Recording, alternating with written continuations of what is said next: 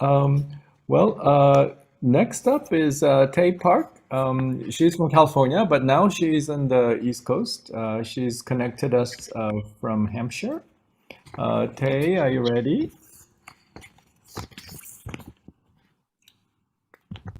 Hello, can everyone hear me? Yes, we can hear you. Yes. Hi, I'm just gonna share my screen. Quick. I'm so happy to be here. This has been so exciting. It doesn't even feel like 12:30 a.m. I'm in Massachusetts right now. Okay. Can everyone see this? Yes, we page? see your screen. We see. Okay, great.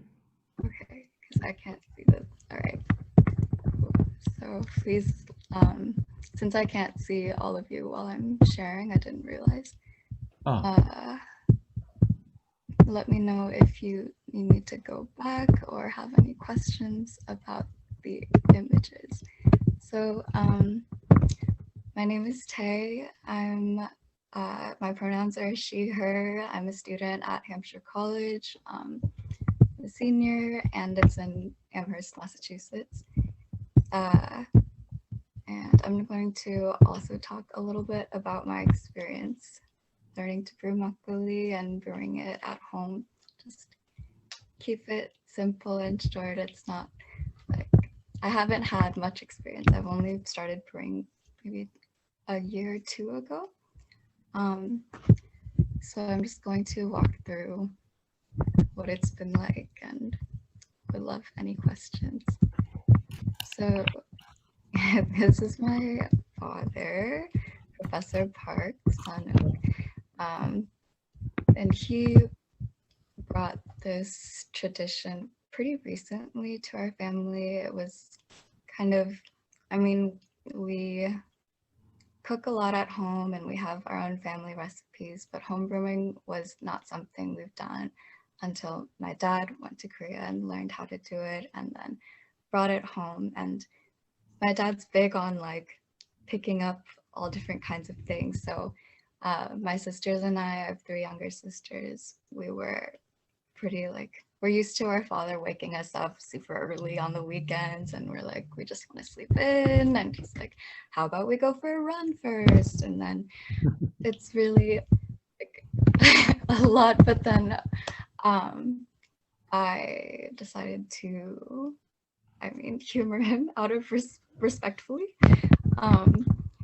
So we would like go out, get all these ingredients, different things. I'd never seen such huge bags of sweet rice and so much going on in the kitchen. And I was basically my dad's like assistant, running around, washing things, dropping things, catching things, while he was experimenting with these different processes. And this is a photo, it's kind of a behind the scenes that you can see where we're trying to hang this standing lamp with actually the weight is homemade nuruk and all different things. So this was the start of when we were officially started documenting what we were doing. So this is currently on the California Suul Institute website under instructions, and this my dad and I put together just one way of making makgeolli that kind of goes with a sample set of materials and measurements, and we tried to photograph each step in the process to make it easy to communicate what we were doing, how we were doing it, so other people can learn and also compare methods. Because as other people had alluded to before, there isn't a lot of information about makgeolli in English readily available on the internet. And the few that there are the people at this conference. So I'm really like honored and feel a bit very amateur being here. But this is, I'm not going to go through all of it very much in detail because Professor Park earlier showed us a very detailed way of going through the Makgeolli process. So this is available on the website too to look through. This is kind of like a speed round with photos. And I brought this steamer pot to school, and it's very nice. And things like this, the cooling rack was probably the most fun. I'd love to know how other people cool their rice at home in big or small settings. This is one way we figured to do it so it doesn't stick to anything and produce any excess condensation, and can dry as evenly as possible.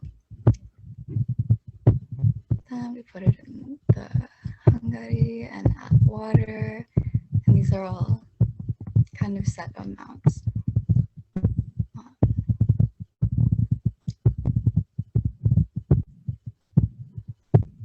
Yeah, and I got to mix it, and each step of the process, I really learned that hearing it or reading it is much different than doing it in person, and then trying to explain it to someone else is a whole other step. And this is very common knowledge for educators or for everyone who craft brews, I guess, but it was a whole other level of understanding, really using my hands and trying to realizing, okay, this is gonna spill right here, or I need to put a lot less than I expected. And also thinking about so many things. As you wash the rice 5 times, 6 times, 7 times, you're thinking about something. Maybe it's just, oh, look, these rice grains are really round, or like I'm thinking about all the mothers and grandmothers before me that made this in their house and what they must have felt, what they must have thought about while washing rice, mixing it, the rice wine, and pouring it and serving and drinking it, what it must have tasted like.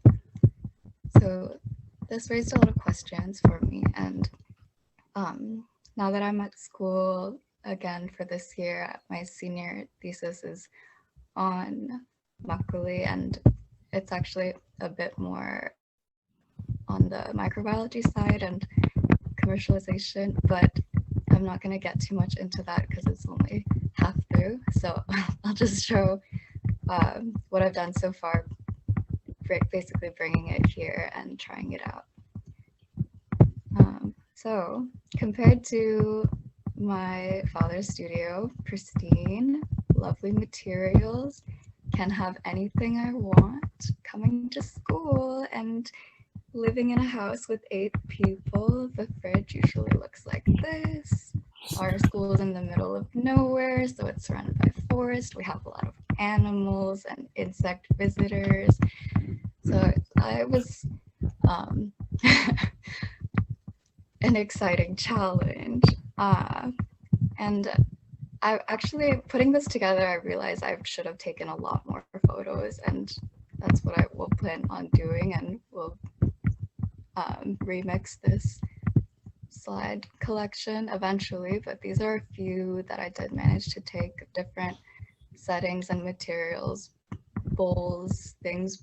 A lot of things break and disappear, so I used different containers, tied rubber bands together, got my friends involved in squeezing it whenever and tasting it. And that I wish I had more photos of, but I will soon. And of course, like unforeseen challenges, I tried to be flexible. I didn't have a steamer pot because someone had borrowed it, so I tried to use this one. And this is when I was trying to make pombok, like the porridge version, so I could do a yeongju, was trying to step up. I thought this was really simple. I can make porridge at home. And when I was almost finished, you probably can't see it very well, but these little black gray flecks were bits of the bottom of the nonstick pot that I didn't realize. So there's a lot. This is only one. Oh, there's also this time when I tried to use red rice, but the weather was so warm, or I didn't wash it right, or something, and it grew this mold on the top that did not smell great. Probably also can't see it very well. But yeah, it was kind of funny, unexpected challenges that I only could have seen while doing.